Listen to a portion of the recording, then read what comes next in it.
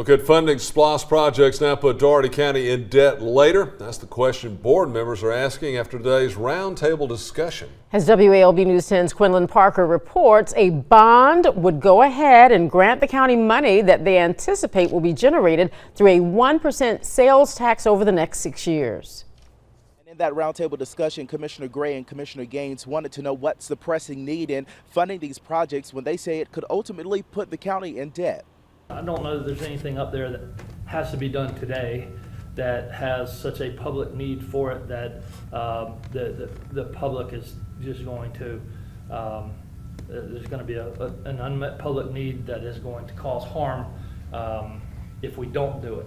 Johnson says there have been times where the county has had to use bonds and they have not negatively affected the county. There's been times we've used bonds. So what do you feel is the pushback now with this particular bond that they wanted to bring in? You know, seeing that in the past with these other projects that you've all had, there've been a good outcome with them. It's a different board.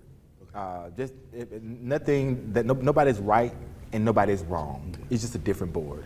And now, as the chairman of the finance committee, I may see things differently than past predecessors have seen them. The purpose of today's roundtable was to explore options and whether to start on the projects now or later. If the committee were to go through with the bond, Commissioner Gaines says the county doesn't have the capacity to fulfill all of the projects. We're not staffed, in my opinion, to do that right now. We would have to make a determination whether or not we bring on staff in order to help us procure the services and to actually be able to deliver it in the amount of time that would be necessary. If it doesn't make sense, we're not going to do it.